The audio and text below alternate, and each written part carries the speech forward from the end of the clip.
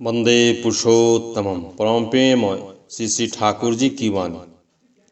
आलोचना प्रसंग द्वितीय खंड से एकांश 28 अगहन 1348 शनिवार 13 दिसंबर 1941। स्थान बांध के किनारे ताशु पावना आश्रम। प्रातःकाल। मनुष्य का मन चिर दिन संग प्यासी रहता है। नितांत निसंग जीवन में उसे न आमोद मिलता है न आनंद ही। वह चाहता है ऐसा एक समव्याथी साथी जो उसके सुख में सुखी हो और दुख में दुखी। दर्दी जिसका अंतर अनुरंजित हो उठे, उसकी ही अंतरम अनुभूति के छंदानुक्रमण से। ऐसा व्यक्ति न मिलने पर उसे सब कुछ फीका लगता है। व्यर्थ में वह जीवन का भार ढोए चलता है। उसके जीवन में कोई निविड़ उपलब्धि और उपभोग की उन्मादना या सार्थकता नहीं रहती। इसलिए मनुष्य खोजता है साथी, खोजता है बंधु, खोजता है प्रिय पारिवारिक परिवेश, खोजता है प्रणयवाद दर्दी और सम मननशील अड्डा। मजलिस, संघ, समाज एवं राष्ट्रीय संस्था जहाँ इन सब में से कुछ नहीं पाता है, वहाँ वह उसके अनुरूप कुछ करना चाहता है। कहने का सार यह है कि सत्ता पोषणी वैशिष्ट पूर्णी परिवेश के बिना मनुष्य नहीं चल सकता है। पोषण एवं प्रेरणा के बिना वह शुष्क हो जाता है। इसलिए संग ढूंढते हुए मनुष्य वही अधिक आकृष्ट और आसक्त होता है जहाँ वह सत्ता का सप्तस्वर्ग, सप्तभुवन, सप्त पाताल सहित तरंगीय छंदायित बोधोदीप्त सक्रिय सुविन्यस्त और सार्थक एक सूत्र संगत होने का सुयोग पाता है। क्योंकि ऐसे सर्वांगीण विवर्धन और उपभोग विलास के अभिलाषी बनकर ही पथ परिक्रमा में अगणित जन्म मृत्यु असहनीय कलेश को तुच्छ समझते हुए वह निकला है। जब तक वह ऐसा नहीं बनता है तब तक उसके जीवन में केवल दुख ही दुख रहता है। इसलिए युग युग में बार बार मनुष्य का हृदय मथित होता है। वह हृदय से उन्हें प्रार्थना कर कहता है, भगवान तुम अभिभूत हो, पुरुषोत्तम तुम आओ। मनुष्य के घर तथा मनुष्य माँ के गर्भ में मनुष्य का शरीर धारण कर मनुष्य के परम पद पर साथी बनकर उसके हाथ को पकड़कर उठाने आते हैं। तभी मनुष्यों के बीच महामहोत्सव होने लगता है। क्योंकि सत्ता और वैशिष्ट का ऐसा सुसंपूर्ण समीचीन पूर्ण पोषण और दूसरी जगह पाने का रास्ता नहीं रहता है। इसलिए मनुष्य उनके संग में रहकर मतवाला बन जाता है। दुनिया में ऐसा बहुत नशा है जिन्हें छुड़ाया जा सकता है, पर यह नशा जब एक बार पकड़ लेता है तो छूटता नहीं है। इस नशा में जो पागल बन चुका है वह धीरे धीरे परिवेश को भी अपने जैसा पागल बना छोड़ता है और एकमात्र और एक साथ मिलकर सभी बड़े मौज से आस्वादन करते हैं उस सर्वोत्तम पुरुष को जो रसो वै स है। इसी भोग की अभी बैठक जमी है।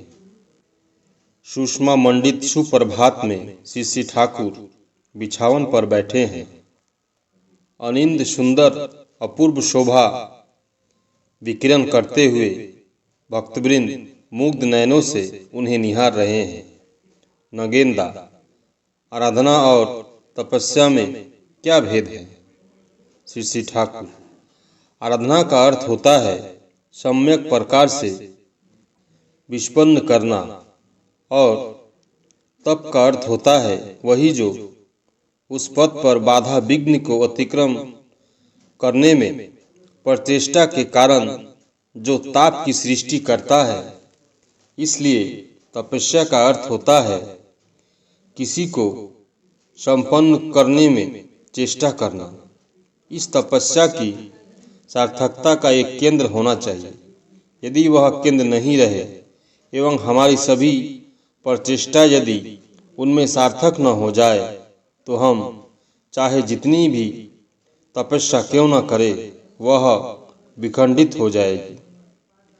उसके जरिए संहत शक्ति का समावेश नहीं होगा, व्यक्तित्व भी एक सूत्र में नहीं बंधेगा।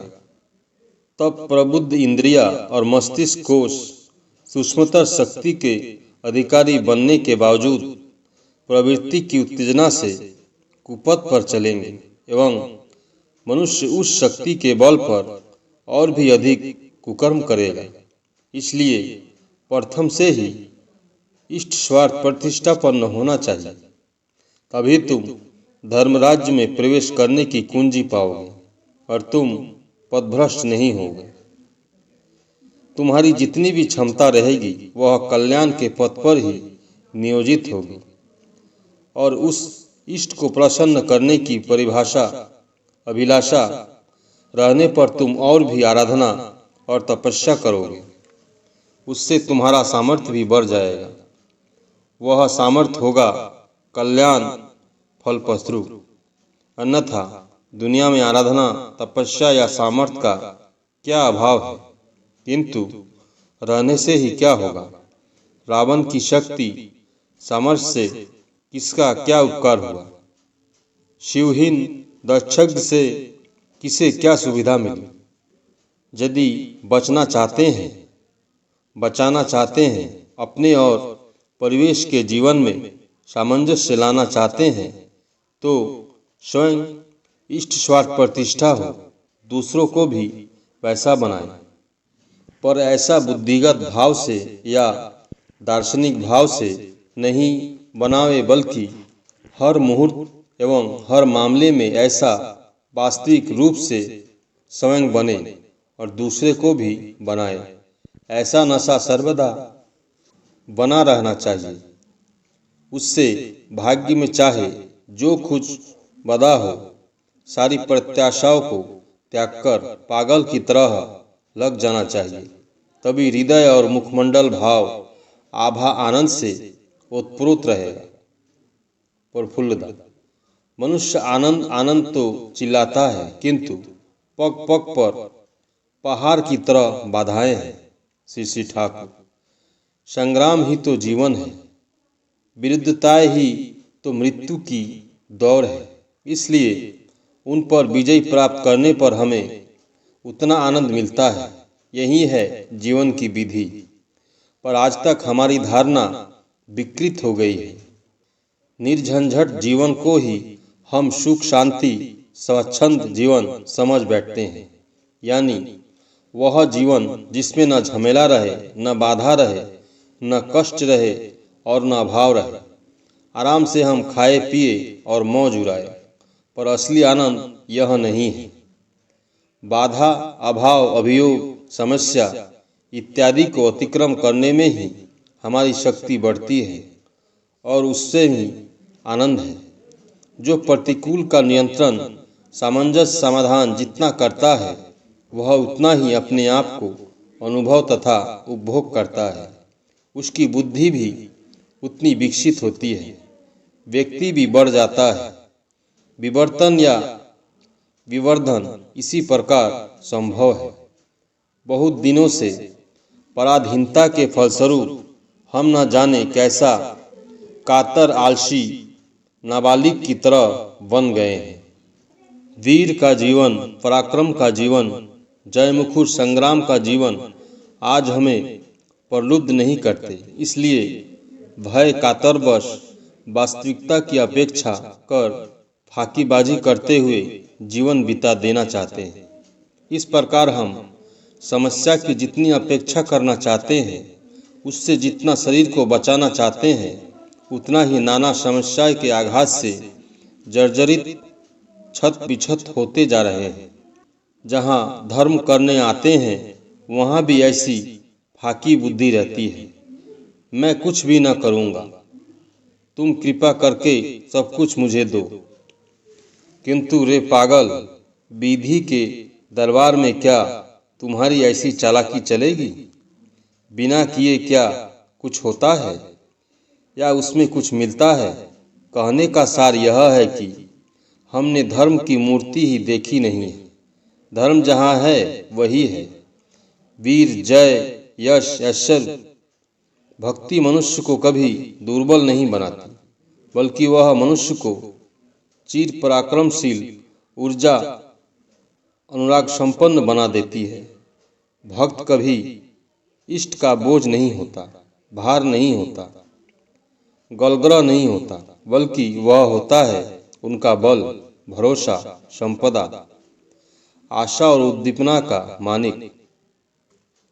हनुमान को ही देखो ना, रामचंद्र निराश हो जाते हैं पर वह निराश नहीं होता है। वह जानकी का उद्धार किए बिना रह नहीं पाता है। सारे दायित्वों को सर पर लेकर जिस प्रकार माँ जानकी का उद्धार करना चाहिए उसी प्रकार वह करता है। इस कर्म में वह पाप पुण्य, इहकाल परकाल, स्वर्ग मोक्ष, भगवान लाभ आदि किसी चीज की परवाह नहीं करता। रामचंद्र को आनंद पहुंचाना, उनके शरीर पर प्रसन्नता खिला देना, उनकी इच्छा की पूर्ति करना, इसके सिवाय उसे और दूसरी चाह नहीं थी। अपने को भूलकर इष्ट की तृप्ति के लिए, उनकी प्रीति के लिए इस प्रकार बेपरवाह हो कर्म में पागल होना ही धर्म है। उसी पथ पर आत्मनियंत्रण, भगवान लाभ, सुख, शांति, आनंद, जय, यश, ऐश्वर्य, साफल्य, सार्थकता सब कुछ आसानी से पकड़ में आ जाते हैं, किंतु इनमें किसी के लिए चिंता करनी नहीं पड़ती है। प्रश्न: कष्ट किए बिना कृष्ण नहीं मिलेंगे, यह तो बड़ी कठिन बात है। श्री ठाकुर: जिसे कठिन समझते हो उसे ही मैं आसान समझता हूँ। विहित तपस्या द्वारा जिसे हम लाभ नहीं करते, जिसे हम अनायास पा जाते हैं, उसके लिए योग्यता अर्जन नहीं करते। वह मिल जाए तो भी उसके मूल्य और मर्यादा को उपलब्धि नहीं कर सकते हैं, उसे पकड़कर भी रख नहीं सकते। इसलिए ऐसी प्राप्ति से लाभ ही क्या है। किंतु यदि आलस्य रहित अनुशीलन में चरित्र बनता है तो उसे कोई छीन नहीं सकता। यदि चरित्र और स्वास्थ्य ठीक रहे तो नहीं कुछ रहने पर वह सब कुछ सृष्टि कर सकता है। इसलिए बाइबल में है, प्रथम स्वर्गराज अन्वेषण करो तो सब कुछ के अधिकारी होगे। स्वर्गराज अन्वेषण का अर्थ है स्वपरिवेश, इष्टनिष्ठ, सुसंगत, प्रीतिदीप्त योग्य जीवन और चरित्रलाभ की चेष्टा।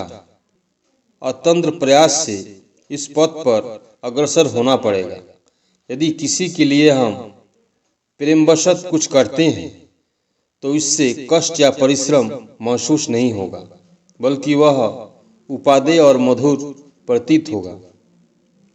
उसके बिना जीवन में सुख के उपादान नाम की कोई चीज नहीं रहेगी।